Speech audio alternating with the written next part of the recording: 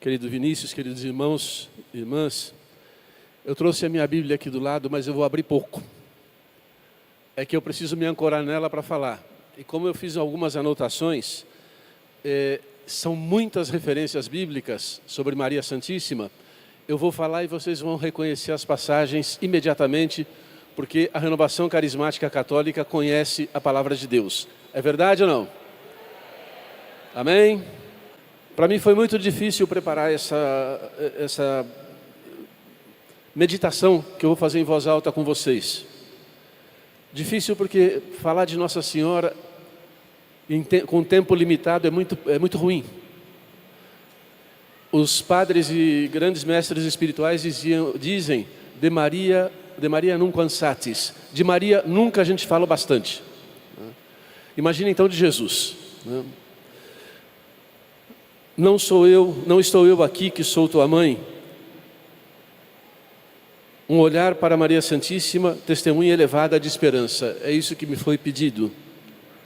Antes de mais nada, tomando a última palavra dita, esperança, é preciso lembrar que o Brasil, a ilha de Veracruz primeiro, terra de Santa Cruz em seguida, surge como sinônimo de esperança.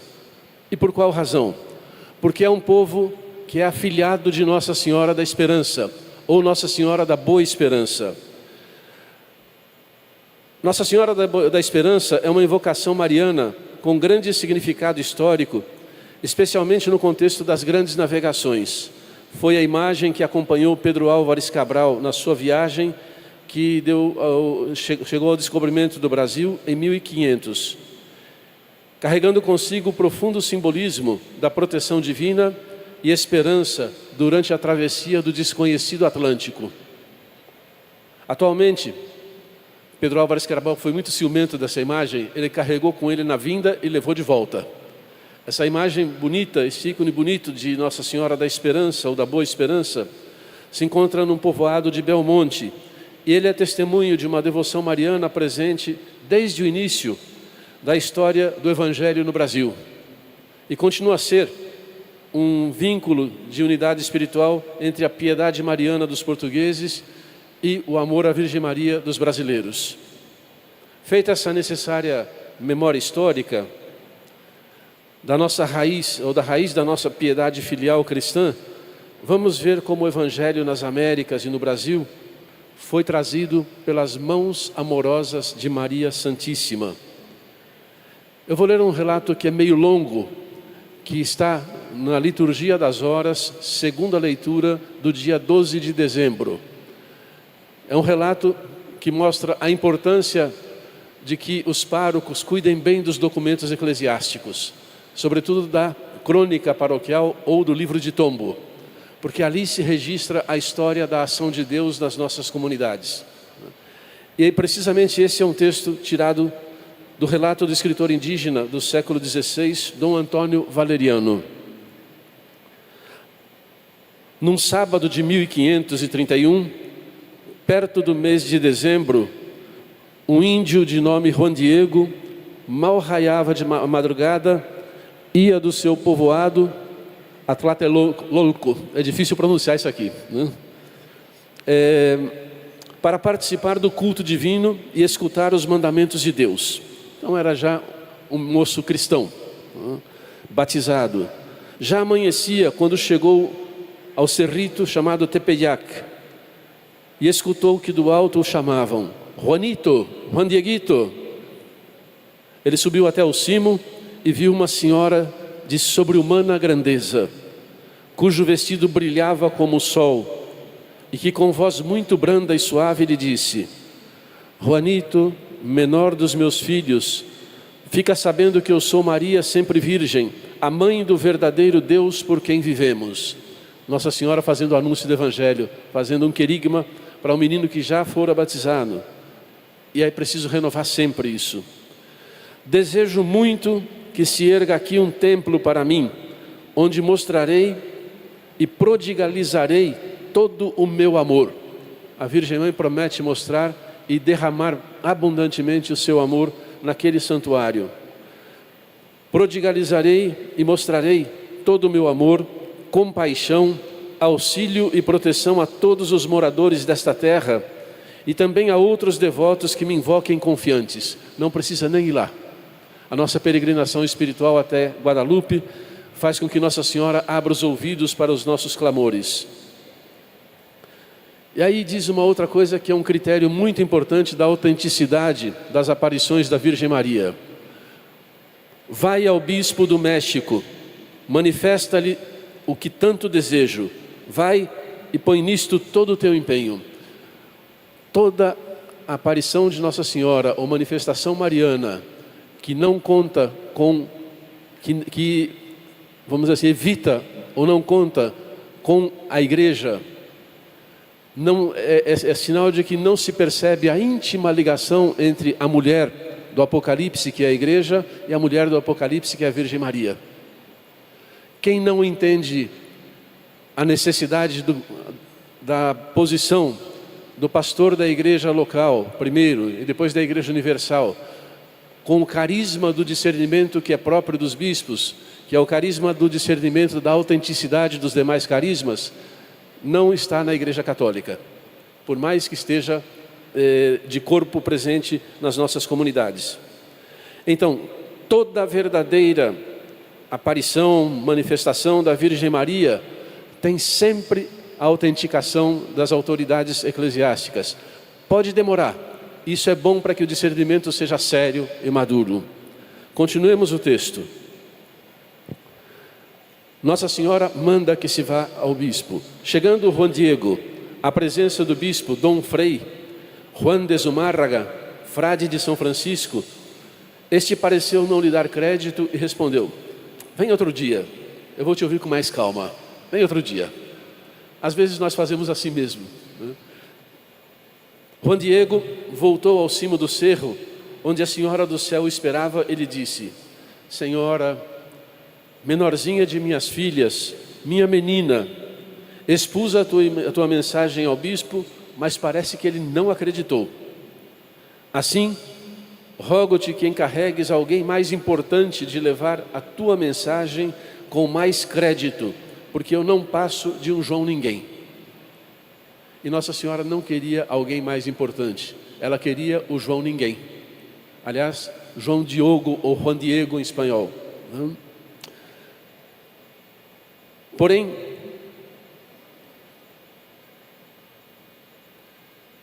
ela respondeu: menor dos meus filhos, eu te rogo encarecidamente que tornes a procurar o bispo amanhã, dizendo-lhe que eu própria, Maria sempre virgem, mãe de Deus, é que te envio.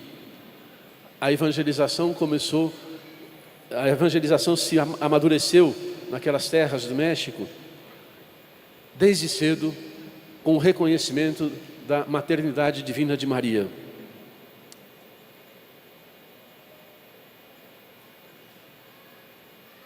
Vai ao bispo e diz que eu própria, mãe de Deus, é que te envio. Porém, no dia seguinte, domingo, o bispo de novo não lhe deu crédito e disse ser indispensável algum sinal para poder se acreditar que era Nossa Senhora mesma que lhe enviara. E o despediu sem mais aquela, sem dar muita atenção. Segunda-feira, Juan Diego não voltou. Seu tio Juan Bernardino adoecera gravemente e à noite pediu-lhe que fosse a Tlatelolco de madrugada para chamar um sacerdote que o ouvisse em confissão. Juan Diego saiu na terça-feira, contornando o cerro e passando pelo outro lado, em direção ao oriente, para chegar à cidade do México. Contornou o cerro a fim de que Nossa Senhora não o detivesse. Porém, ela veio ao seu encontro e lhe disse: ouve e entende bem uma coisa, tu que és o menorzinho dos meus filhos. O que agora te assusta e aflige não é nada. O risco de vida do tio dele, Juan Bernardino, não é nada. Não se perturbe o teu coração, nem te inquiete coisa alguma. E aqui as palavras do título da nossa meditação. Não estou eu aqui, tua mãe? Não estás sob a minha sombra? Não estás porventura sob a minha proteção? Não te aflija a doença do teu tio. fica sabendo que ele já sarou. Sobe agora, meu filho, ao cimo do cerro, onde acharás um punhado de flores que deve escolher e trazer-mo. Quando Juan Diego chegou ao cimo, ficou assombrado com a quantidade de belas rosas de castela que ali haviam brotado em pleno inverno. Envolvendo-as no seu manto, levou-as para Nossa Senhora e ela disse: meu filho, eis aí a prova que o bispo tinha pedido, o sinal que apresentarás ao bispo, para que nele veja a minha vontade. Tu és, Juan Dieguito, meu embaixador, digno de toda a confiança. Os pobres são os embaixadores de Nossa Senhora e dos embaixadores de Cristo. Neles nós contemplamos a presença amorosa de Deus. Quando nós visitamos uma família pobre, é Cristo que nos visita naquela família. Senhor, Juan Diego pôs-se a caminho, agora contente e confiante em sair-se bem da sua missão. E ao chegar à presença do bispo lhe disse: Senhor, fiz tudo o que me ordenaste. Nossa Senhora consentiu em atender o teu pedido e despachou-me ao cimo do cerro para colher aí várias rosas de castela e trazê-las a ti, entregando-lhes pessoalmente. Assim, o faço agora para que reconheças o sinal que pediste e assim cumpras a sua vontade. Ei-las aqui, recebe as rosas. Em seguida, ele desdobrou a sua manta branca e, à medida em que várias rosas de castela se espalhavam pelo chão, desenhava-se no pano e aparecia de repente a preciosa imagem de Maria sempre Virgem, Mãe de Deus, como até agora se conserva no seu templo de Tepeyac. A cidade inteira, em tumulto, vinha ver e admirar a sua santa imagem e dirigir-lhe suas preces. Obedecendo a ordem que a própria Nossa Senhora dera ao tio Juan Bernardino, quando devolveu-lhe a saúde, ficou sendo chamada como ela queria: Santa Maria, sempre Virgem de Guadalupe. Esse é o título que Nossa Senhora gosta de ser, ela gosta de ser chamada lá no Santuário de Guadalupe. Até aqui o texto que está na liturgia das horas. É comovente, não é?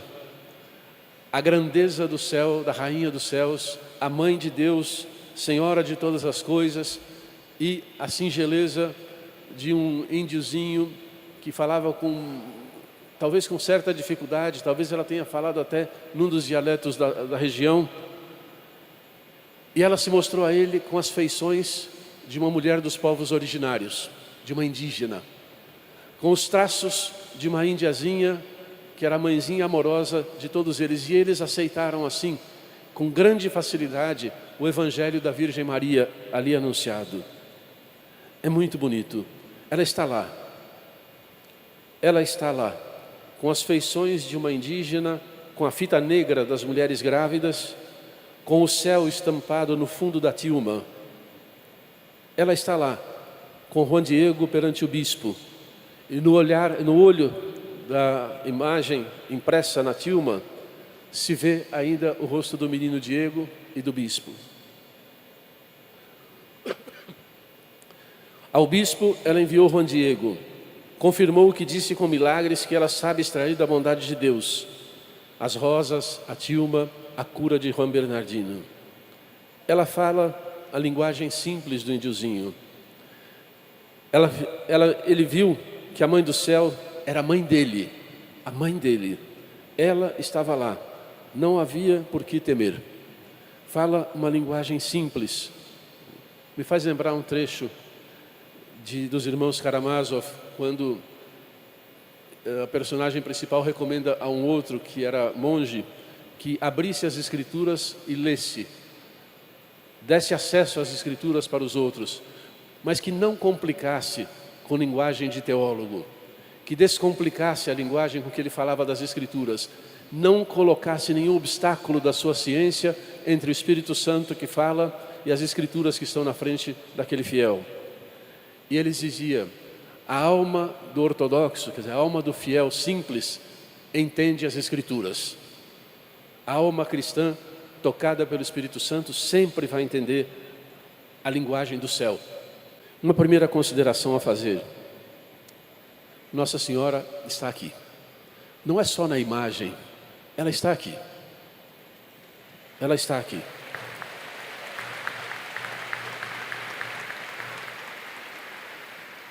Onde 2 ou 3 estiverem reunidos em meu nome, aí estarei eu no meio deles.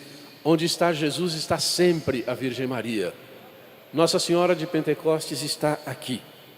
Ela está cuidando de nós com o olhar materno, de cada um de nós.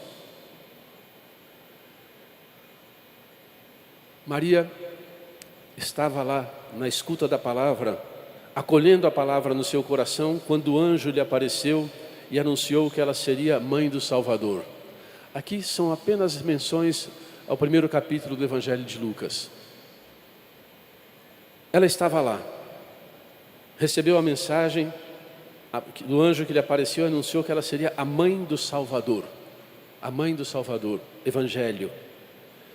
Ela estava lá com Isabel para ajudá-la a cuidar do precursor que estava para nascer. Lá ela ouviu de Isabel a Ave Maria, suscitada pela primeira vez no coração de uma crente, para bendizer o nome de Maria Santíssima. Lá ela ouviu a segunda parte da Ave Maria. O anjo tinha dito a primeira. Lá ela cantou o Magnificat. Lá ela cantou um hino de louvor a Deus, que faz maravilhas por ela, porque ele olhou para a pobreza, para a miséria da sua serva. Ela estava lá no presépio dando à luz, cuidando do menino, quando tudo parecia colocar obstáculos à ação da vontade de Deus. Estava com o menino no colo, dando de comer, trocando as pobres roupinhas, amamentando, aquecendo no seu regaço acolhedor. Sim, ela é a mãe amorosa, cheia de ternura. Ela estava lá com o menino. Nós contemplamos a beleza e a simplicidade do presépio, às vezes com um pouquinho de romantismo, sem lembrar que aquilo era uma estrebaria, uma cocheira.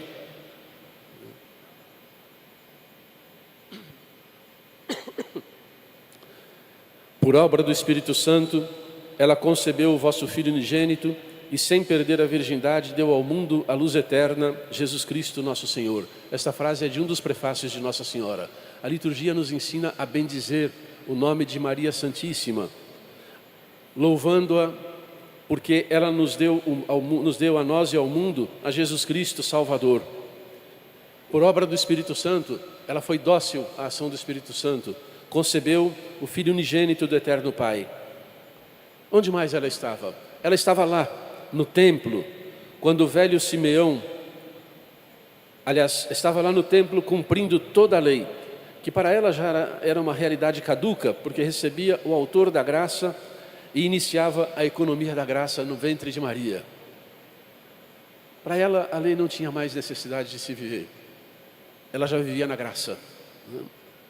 Ela estava lá quando o velho Simeão profetizou a sua paixão por participação na paixão do seu filho, a espada de dores que atravessaria, que trespassaria o coração de Maria. Agora, dizia o velho, podeis deixar o vosso servo ir em paz. E Maria estava lá e guardava todas essas coisas no seu coração. Talvez sem entender tudo. Mas o coração que ama, entende que tem que amar ali também. Ela estava lá quando aquela viúva louvou a Deus pelo menino. A Ana, a viúva profetiza que estava lá no templo, louvou a Deus pelo menino. Havia passado 80 anos também ela esperando. Ela estava lá e José ao seu lado quando foram para o Egito, para evitar a morte prematura de seu filho.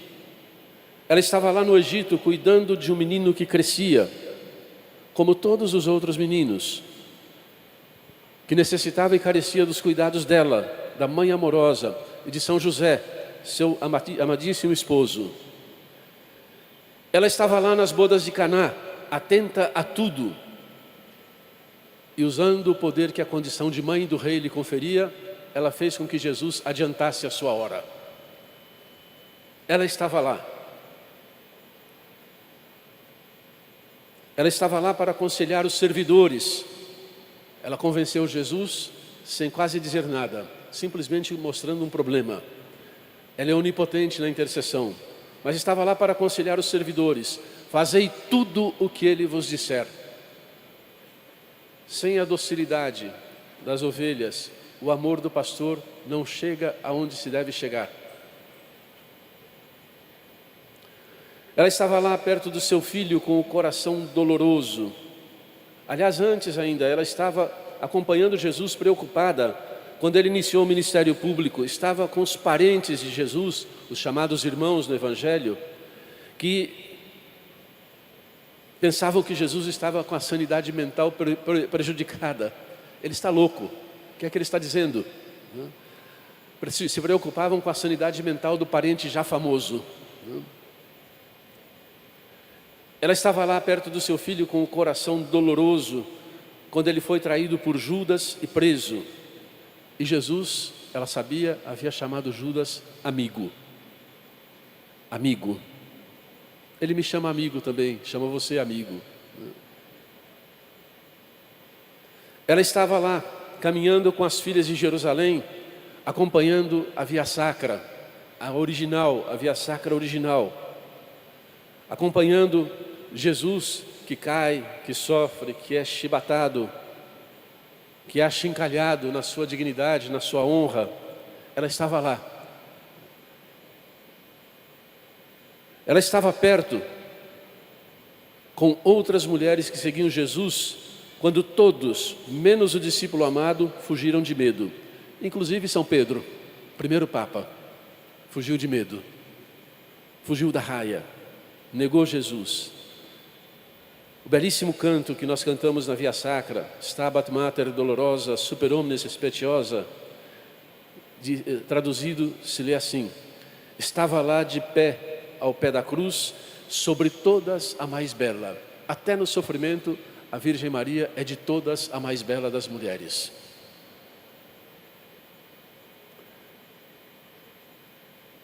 Ela estava lá quando Jesus ficou só na cruz. Estava lá para receber a confirmação de sua missão com o título de mulher, a nova Eva, a mãe de todos os viventes, a mãe da nova criação. Título dado primeiro nas bodas de Caná, na festa da aliança, e agora na cruz, onde se realiza a aliança nova e eterna. Mãe da nova criação. E ao receber a sua missão, consagrar ou corroborar a sua missão, ela recebe com a missão o discípulo amado como filho. O evangelista toma todo o cuidado de não escrever João. A partir daquele momento, ela levou para sua casa. Ele usa a expressão o discípulo amado, para que nós, leitores, ouvintes da palavra de Deus, nos sintamos envolvidos por esse doce título de discípulo amado. Eu sou o discípulo amado. Eu levo Maria para minha casa e ela me leva para o coração do seu filho. Ela estava lá quando Jesus foi descido morto da cruz. Quem viu a estátua da Pietà, ou em alguma reprodução dela, há de se lembrar de como ela surgiu. Michelangelo, quando lhe perguntaram por que aquela imagem tem o corpo de uma mulher madura e o rosto de uma menina de 15 anos, ele dizia: a pureza nunca envelhece. A pureza nunca envelhece. E a Virgem Maria é a tota pulcra, a toda pura, a toda santa. Mas aparece uma outra coisa: aquela mulher madura recebe no seu colo, no seu regaço, aquele que fora menino um dia lá em Belém e agora grande adulto, como um menino, repousa da morte eterna, da morte no regaço acolhedor da Virgem Maria. Ela estava lá. Assim como recebeu o menino Jesus no seu regaço acolhedor, agora recebe o corpo do filho adulto como regaço que sustenta o coração trespassado pela espada de dor. Ela estava lá quando o Senhor ressuscitou. A Bíblia não fala muito da presença de Maria no dia da ressurreição. Ninguém sabe se Jesus ressuscitado apareceu primeiro a ela. Alguns dizem que sim, mas não há nada na Escritura que o afiance. Por isso, na Páscoa, sempre cantamos e rezamos o Regina Coeli Letare Aleluia, no lugar do Ângelus. O Ângelus comemora a encarnação. No Regina Coeli, A igreja eleva sua voz à sua mãe, a Virgem Maria, a mãe da igreja, para convocá-la à alegria de saber que o Senhor ressuscitou. Rainha dos céus, alegrai-vos, aleluia, pois aquele que merecestes trazer em vosso seio, aleluia, ressuscitou como disse, aleluia. E depois completa olhando para a Virgem Maria, rogai a Deus por nós, aleluia. Aquela que nós convocamos a viver a alegria da ressurreição, nós suplicamos a ela que rogue por Deus, que rogue a nós por nós a Deus. Ela estava lá quando seu filho ressuscitado subiu aos céus, prometendo voltar cercado de glória e de esplendor. Ela estava lá. Ela estava lá no início da missão da igreja, da missão evangelizadora, no envio missionário. Ela estava lá no cenáculo quando o Espírito Santo foi derramado sobre a igreja nascente. Ela estava lá, gestando na unidade, como dizia o Vinícius há pouco, os apóstolos, os discípulos de Jesus. Ela estava lá com o discípulo amado, acompanhando na missão de apóstolo. Ela estava lá significa que estava de pé. Ela não se acocora em nenhuma ocasião, ela está de pé, sempre pronta, com prontidão da sua maternidade divina, estava pronta sempre.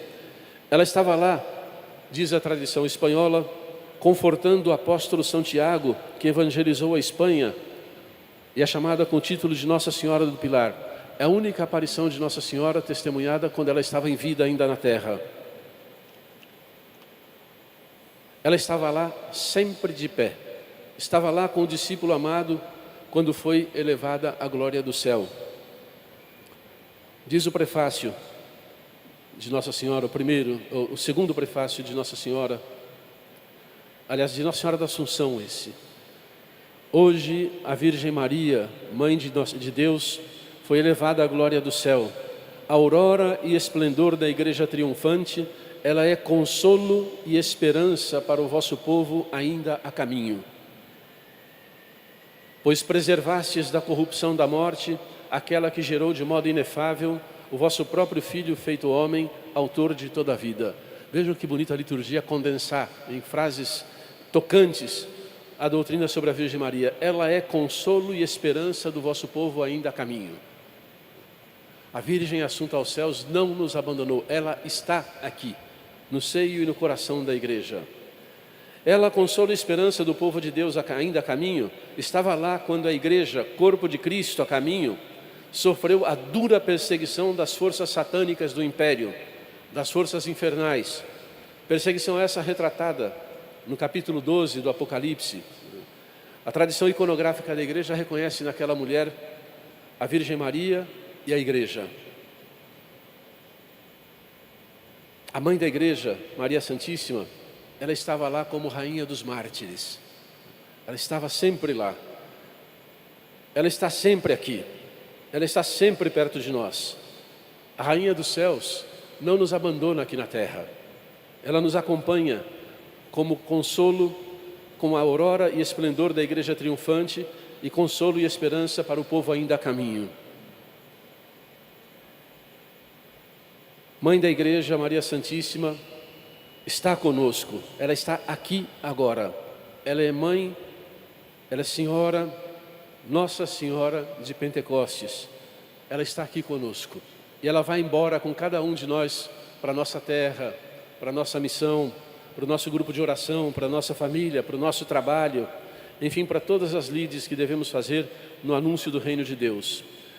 Nesse consolo e esperança, nós encontramos coragem para quê? Esperança é a capacidade de não desistir, de vencer o medo, de não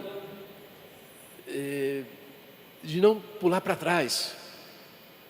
É a capacidade de perseverar até o fim. Como dizia Santa Teresa, aconteça o que acontecer, doa o que doer, ainda que eu arrebente. Vou até o fim.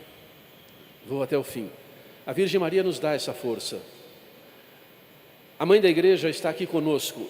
Mãe do silêncio, ela está na nossa oração. Virgem que sabe ouvir, ela é a onipotência suplicante.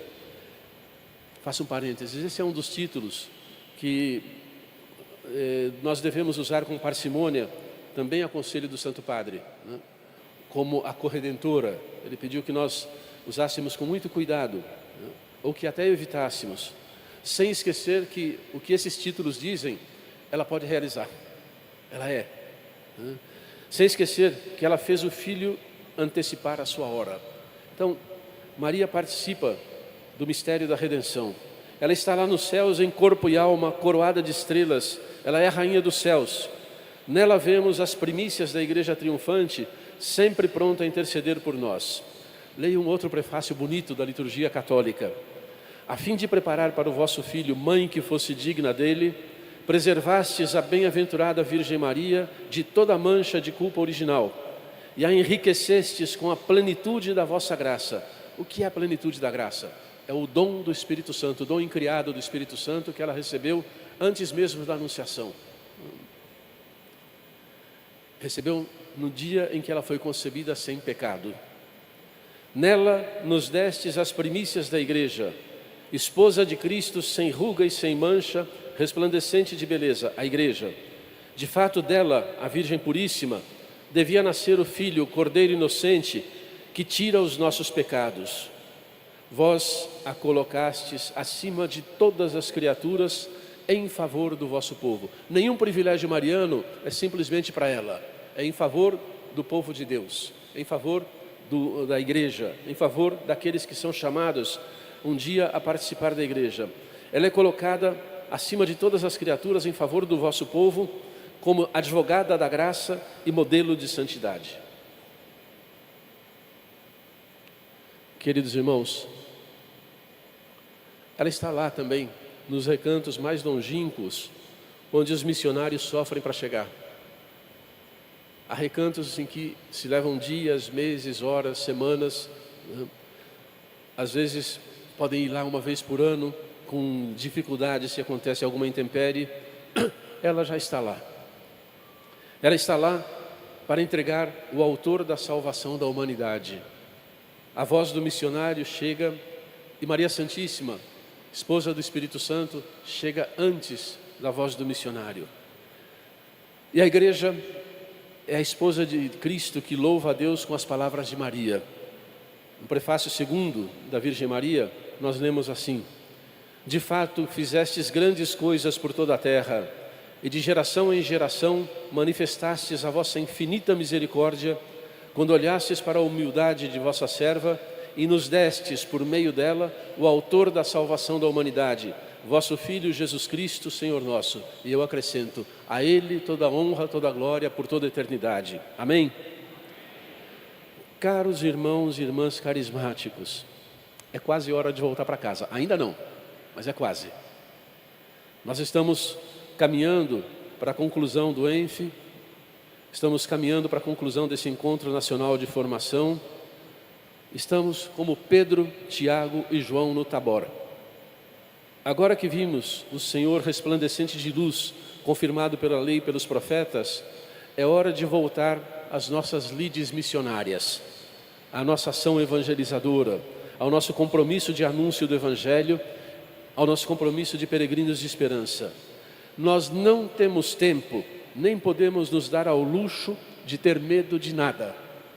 O céu está do nosso lado, a Virgem Mãe de Deus está do nosso lado.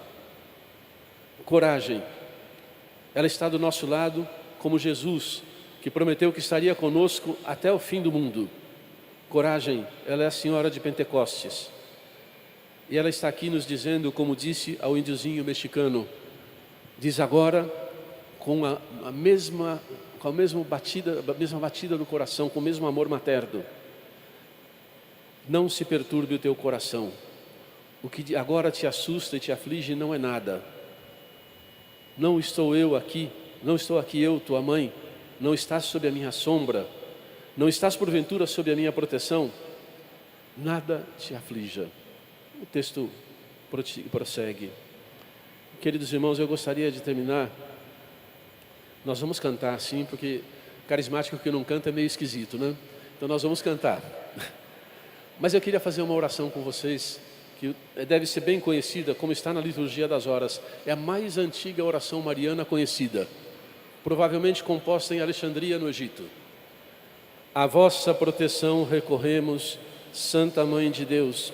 Não desprezeis as nossas súplicas em nossas necessidades, mas livrai-nos sempre de todos os perigos, ó Virgem gloriosa e bendita. Louvado seja nosso Senhor Jesus Cristo. Para sempre